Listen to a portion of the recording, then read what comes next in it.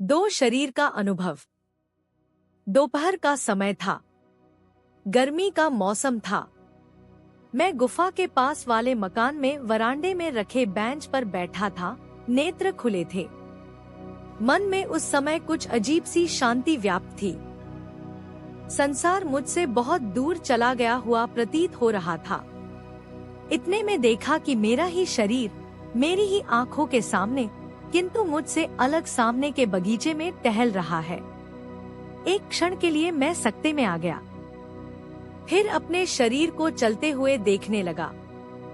कभी सीढ़ियां उतर जाता, कभी ऊपर आ जाता, कभी सामने लगी चांदनी के वृक्षों में से एक फूल तोड़ लेता, कभी बंदर की तरह उछलने कूदने लगता। कुछ देर दृश्य आंखों के सामने रहा, फिर विलीन हो गया। मैं सोचने लगा, यह क्या? मेरे दो शरीर, वही चेहरा मोहरा, वही कद काठी, वही वस्त्र, कहीं कुछ भी अंतर नहीं। यह कैसे हो सकता है? यह कैसी माया है? मेरा यह शरीर वास्तविक है या वह? मैं बेंच पर बैठा था या बगीचे में टहल रहा था? कहीं मैं पागल तो नहीं हो रहा? बड़ी देर तक इन्हीं उलझन भरे विचारों में खोया रहा। रात को महाराजश्री के आराम में चले जाने के पश्चात साधन के लिए गुफा में गया। कुछ देर शारीरिक क्रियाएं होती रहीं। साथ साथ दिन में घटित अनुभूति के विषय में विचार भी उमड़ते रहे। फिर एकाएक शारीरिक क्रियाएं ठहर गईं, विचारों की आंधी रुक गई, मन की स्तब्ध शांत अवस्था उदय हो गई। कुछ ध्यान सा लग गया। ध्यान की अवस्था में ऐसा दृश्य दिखाई दिया कि मेरा मृत शरीर पृथ्वी पर पड़ा है। मैं पास खड़ा देख रहा हूँ। रिश्ते नाते मृतक शरीर से लिपट कर रो रहे हैं। घर में सर्वत्र मातम छाया था। मैं खड़ा हंस रहा था। कभी रोने वालों की नासमझी पर रोना आता था। कितने मूर्ख हैं यह सब लोग जो इस शरीर को अपना मान रहे थे। इन लोगों के शरीरों का भी तो एक दिन यही हाल होने वाला है। भगवती क्रिया शक्ति ने यह कैसा अनुभव कराया। मैं एक ही समय में जीवित भी तथा मृत भी, दृष्टा भी तथा दृश्य भी। एक ही शरीर दो शरीर कैसे बन गया? मैं वह भी जिसके लिए लोग रो रहे हैं, और मैं ही वह जो उन्हें रोते हुए देख रहा है। चेतन तथा अचेतन अवस्थाओं का अद्भुत संगम। मैं फिर गहन विचार सागर में डूब गया। मन में एक तरंग उठती तो एक विलीन हो जाती। मैं तंद्रावस्था में अपने बिस्तर पर पड़ा था तो ऐसा प्रतीत हुआ जैसे मैं अपने ही शरीर में से एक के दो होकर शरीर से बाहर निकल रहा हूँ। धीरे धीरे दूसरा शरीर बाहर निकल हवा में खड़ा हो गया। मेरा शरीर मेरे ही सामने बिस्तर पर मृतवत पड़ा था। मैं थोड़ी देर अपने शरीर को देखता रहा, तत्पश्चात उड़ चला। आकाश मंडल में नदियों, पहाड़ों, वनों, नगरों को लांघता हुआ एक ऐसे प्रदेश में जा पहुंचा जहां हरियाली ही हरियाली, पुष्प ही पुष्प, सुगंध ही सुगंध थी। कुछ देर उस प्रदेश में घूमने के पश्चात वापस आया तो मेरा शरीर वैसे ही अचेत पड़ा था। मैं अपने शरीर में दोबारा घुस गया। शरीर में पुनः चेतना जायत हो गई। मेरी तंद्रा टूट गई। मेरे सामने एक शरीर के दो शरीर हो जाने के तीन अनुभव थे जो पिछले कुछ ही घंटों में घटित हुए थे। इन अनुभवों ने मुझे गहरे सोच में डाल दिया था। क्रिया शक्ति मुझे क्या समझाना चाहती है, मैं समझ नहीं पा रहा था। कौन से संस्कारों को क्षय करना चाहती है, कौन से आवरण उतारना चाहती है। मैं तो एक ही हूँ। जीवन भर एक ही रहा, अब दो कैसे अनुभव कर रहा हूँ? इसमें क्या रहस्य है? कहीं मेरा दोहरा व्यक्तित्व तो नहीं उभर रहा? कई प्रकार की शंकाएं कुशंकाएं मन में सिर उठाने लगी। रात भर इन्हीं विचारों में व्यतीत हो गई। प्रातःकाल भ्रमण के समय मैंने महाराजश्री के समक्ष अपनी समस्या कह सुनाई। तीनों अनुभवों का भी वर्णन किया तथा पूछा कि इन अनुभवों का क्या अर्थ है। महाराज श्री बोले, ऐसे अनुभवों के बिना देहासक्ति नहीं जाती।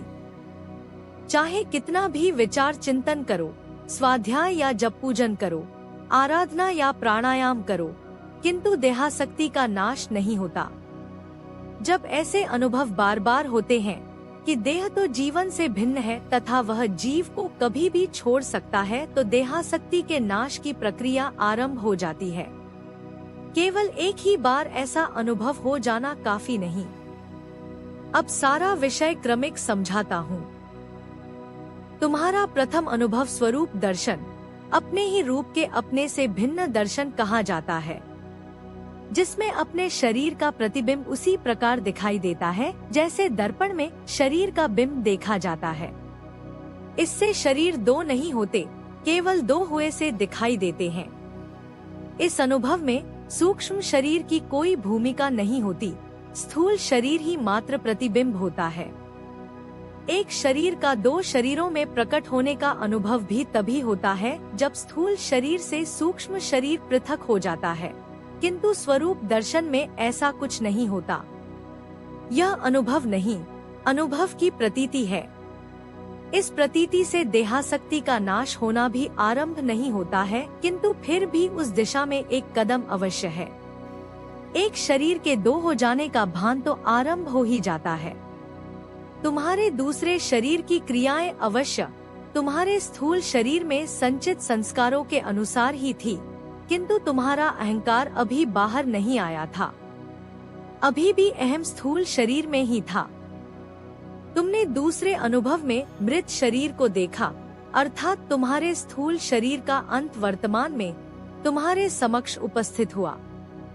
जब मृत्यु सामने दिखाई देने लगती है तो देह में आसक्ति होने से भय भी लगता है तथा देहासक्ति का नाश भी होने लगता है, किंतु तुम्हारी देहासक्ति का अभी नाश नहीं हुआ, क्योंकि तुम्हारा अहम अभी भी स्थूल शरीर में ही है।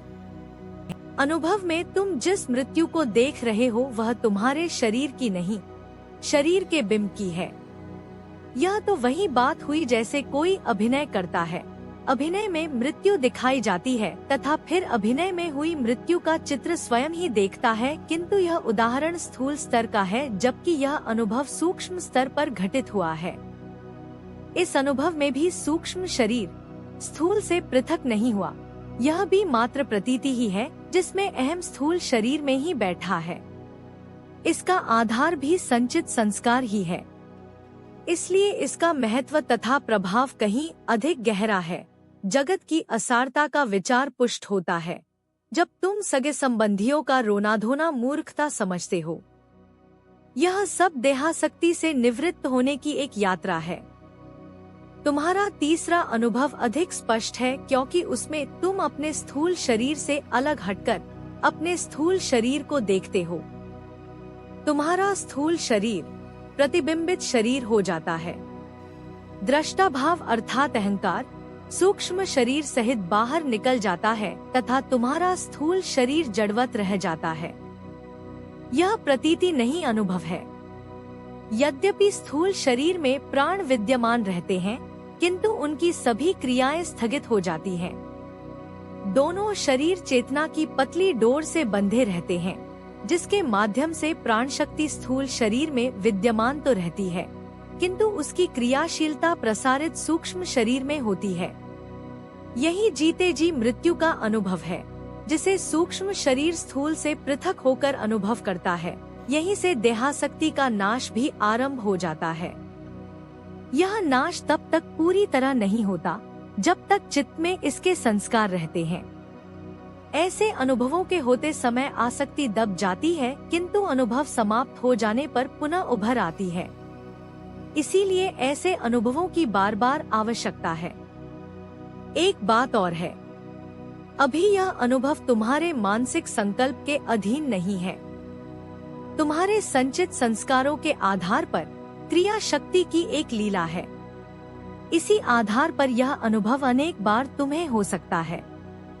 फिर ऐसी स्थिति भी आ सकती है जब यह तुम्हारे संकल्प के अधीन हो जाए, अर्थात तुम्हारे सूक्ष्म शरीर का स्थूल शरीर से निकलना, जब तक चाहो अलग बने रहना तथा जब चाहो वापस लौट आना तुम्हारी मौज पर आधारित हो जाए, तब वास्तविक अर्थ में देहासक्ति का नाश आरंभ होगा। अभी तुम क्रिया के अधीन हो, तब क्रिया तुम्हारे अधीन हो जाएगी, किंतु इस अवस्था को प्राप्त करने के लिए पहले अहम का चित्त से ऊपर उठकर चैतन्य के स्तर पर स्थापित होना आवश्यक है। इसी से संबंधित विद्या परकाया प्रवेश है। यदि कभी तुम्हें इस विद्या में भी निपुणता प्राप्त हो गई तो तुम सूक्ष्म शरीर से किसी भी मृत शरीर में प्रवेश पा सकोगे। तब शरीरों का महत्व गौण हो जाएगा एवं देहासक्ति समाप्त हो जाएगी।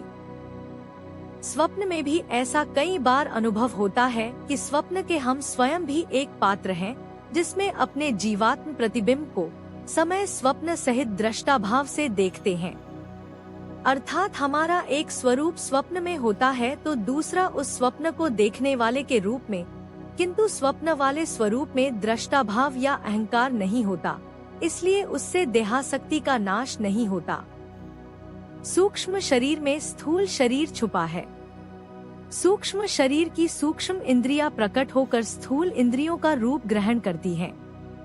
कभी मनुष्य का आकार ले लेती हैं, तो कभी किसी पशु या पक्षी का। फिर मृत्यु होने पर सूक्ष्म इंद्रियां सूक्ष्म शरीर में समा जाती हैं। कुछ साधकों को साधन में ऐसी अनुभूति होती है कि जीवित अवस्था में ही मन तथा अहंकार सहित सूक्ष्म इंद्रियां सूक्ष्म शरीर में विलीन होकर तथा स्थूल शरीर से अलग हटकर शरीर की अचेतनता का अनुभव करवा देती हैं। सूक्ष्म शरीर ही जीव का वास्तविक व्यक्तित्व है। सूक्ष्म शरीर एक चेतन डोरी से स्थूल शरीर के साथ बंधा रहता है। उसी डोरी के माध्यम से सूक्ष्म इंद्रियां स्थूल इंद्रियों के रूप में प्रकट होती हैं। उसी डोरी के माध्यम से चेतना, संकल्प, वासनाएं, भाव तथा कुभाव इंद्रियों तक पहुंचते हैं।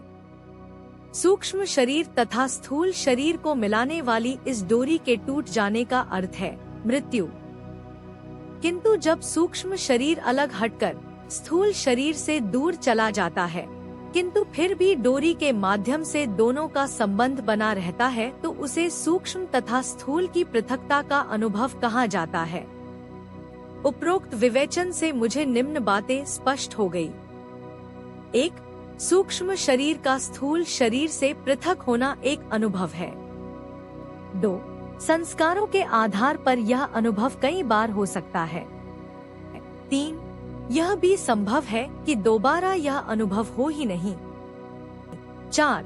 इस अनुभव का उद्देश्य देहासक्ति त्याग करना है। 5. इसे साधन में उदय होने वाली एक सिद्धि भी समझा जा सकता है। प्रश्न योग दर्शन में तो इस विद्या का उल्लेख कहीं दिखाई नहीं देता। उत्तर सूत्र रूप में योग दर्शन में इसका उल्लेख है। जो चित्त निर्माण किया जाता है वह चित्त रहित होता है, उसमें कोई संस्कार संचय नहीं होता। यदि चित्त को साथ लेकर अर्थात सूक्ष्म शरीर सहित उसका कोई विशेष उपयोग किया जाए तो वह निर्माण चित्त नहीं, सिद्ध चित्त होता है, जैसे आदि शंकराचार्य ने किया था। जब मंडन मिश्र की पत्नी भारती ने कामशास्त्र विषयक विवाद आरंभ कर दिया, जिसका शंकराचार्य को कुछ भी अनुभव नहीं था, तो उन्होंने उत्तर देने के लिए 1 महीने का समय मांग लिया। वहाँ का राजा उसी समय शांत हुआ था। शंकराचार्य ने अपने शरीर को एक गुफा में समाधिस्थ कर सूक्ष्म शरीर सहित स्थूल शरीर का त्याग कर दिया तथा राजा की मृतदेह में प्रवेश कर गए। राजा पुनर्जीवित हो गया। अपने स्थूल शरीर की पवित्रता की रक्षा करते हुए राजा के देह के माध्यम से कामशास्त्र का ज्ञान अर्जित किया। उनका सूक्ष्म शरीर उस समय राजा की देह में उपस्थित था, इसीलिए उसमें ज्ञान के संस्कार संचय हो सके तथा उस ज्ञान की स्मृति भी बनी रह सकी। वह चित्त निर्माण चित्त नहीं, सिद्ध चित्त था। किंतु यदि अहंकार स्थूल शरीर में बना रहे तथा अहंकार विहीन चित्त का निर्माण किया जाए तो वह निर्माण चित्त है, यह आशय है। इसका उल्लेख योग दर्शन में इस प्रकार मिलता है। ध्यान रहे कि योग दर्शन सूत्रात्मक ग्रंथ है जिसमें प्रायः बातें संकेत से ही कही गई हैं। प्रश्न, क्या इस अनुभव के बिना देहासक्ति त्याग का कोई उपाय नहीं? उत्तर, ऐसा नहीं है। सूक्ष्म शरीर द्वारा स्थूल देह के त्याग का अनुभव आवश्यक नहीं है, किंतु किसी न किसी रूप में स्थूल तथा सूक्ष्म शरीर की पृथकता का अनुभव अवश्य होना चाहिए, अन्यथा साधक कल्पनात्मक अथवा भावनात्मक स्तर पर ही अपने आप को स्थूल देह से पृथक मानता रहेगा। शास्त्रीय ज्ञान केवल विचार दे सकता है, पाठक कल्पना लोक में विचर सकता है, किंतु अनुभवयुक्त ज्ञान प्रदान नहीं कर सकता। इस अनुभव के पश्चात साधक के वैराग्य में परिपक्वता आ जाती है। वैसे यह अनुभव भी प्रकृति के स्थूल तथा सूक्ष्म स्तरों का पृथकत्व ही है, जड़ तथा चेतना की भिन्नता नहीं, किंतु साधक को पहले इसे पार करना होता है। प्रश्न, किंतु शक्तिपात की साधना प्रणाली में तो चेतन का अनुभव आरंभ से ही होने लगता है, फिर प्रकृति के स्थूल तथा सूक्ष्म स्तरों के अनुभव की क्या आवश्यकता है? उत्तर, शक्तिपात में जिसे तुम चेतन का अनुभव कहते हो, वह संस्कारों के आधार पर चित्त तथा इंद्रियों के माध्यम से शक्ति का नहीं, शक्ति की क्रियाशीलता का अनुभव है, जिसमें साधक आरंभ से ही देह से ऊपर नहीं उठ जाता, नई देह की अपने से भिन्नता अनुभव होने लगती है। स्थूल देह से सूक्ष्म का भिन्नत्व अनुभव करने से पहले चित्त पर से आवरणों को हटाना आवश्यक है। शक्ति जागृति के पश्चात सर्वप्रथम यही करती है। अनुभव कैसे भी तथा तीव्रता कितनी भी हो, किंतु साधक की यह प्रारंभिक अवस्था ही होती है। अभी तक भी वह अपने आप को स्थूल जगत का अंग ही मानता रहता है। चित्त के आवरण उतर जाने के पश्चात ही उसे पूरी तरह स्थूल तथा सूक्ष्मों की भिन्नता का ज्ञान हो पाता है। प्रश्न, तो क्या यह पठन पाठन, पूजा साधना, जप प्राणायाम आदि सब व्यर्थ है? उत्तर, नहीं, ये व्यर्थ नहीं, किंतु ये ही सब कुछ नहीं। जागृति की अवस्था प्राप्त करने का साधक का प्रयत्न है। स्थूल सूक्ष्म स्तरों की अनुभूति इनके अधीन नहीं है, शक्ति की क्रियाशीलता की अनुभूतियों पर निर्भर करती है। ये सब प्रयत्न उसी क्रियाशीलता का आरंभ करने के लिए है। प्रश्न, क्या एक बार स्थूल सूक्ष्म देहों का भिन्नत्व अनुभव हो जाने पर देहासक्ति का नाश हो जाता है? उत्तर, नहीं, एक बार के अनुभव से ही देहासक्ति नहीं जाती, बार बार इसका अनुभव करना होगा। प्रत्येक बार के अनुभव में कुछ संस्कार क्षीण होंगे, तब कहीं जाकर पूर्ण वैराग्य एवं देह के प्रति आसक्ति का त्याग होगा। प्रश्न, इसका अर्थ यह हुआ कि अध्यात्म की यात्रा बहुत ही लंबी है। साधक तो बड़ा शीघ्र ही उछलने लगता है तथा अपने आप को कृतकृत्य मान लेता है, जबकि वास्तविकता यह होती है कि नहीं उसके चित्त से आवरण उतरे होते हैं तथा नहीं उसकी देहासक्ति का त्याग ही हुआ होता है। ऊपर के अनेक आने तथा पार करने वाले पड़ावों का तो अभी प्रश्न ही नहीं उठता। उत्तर, यह निर्णय तो प्रत्येक साधक चित्त में झांक कर ही कर सकता है। स्थूल सूक्ष्म शरीरों की पृथकता का अनुभव काफी सूक्ष्म स्तर पर होता है। प्रायः साधक तो अभी स्थूलता के बाह्य लक्षणों काम, क्रोध, अभिमान तथा स्वार्थ में ही उलझे होते हैं। इसलिए बार बार यही कहा जाता है कि अध्यात्म केवल बातों का ही विषय नहीं है। माया का आवरण एक एक ही उतरता है, उसमें समय तो लगता ही है। जन्म जन्मांतर की यात्रा है, वह भी यदि निरंतर चलती रहे तो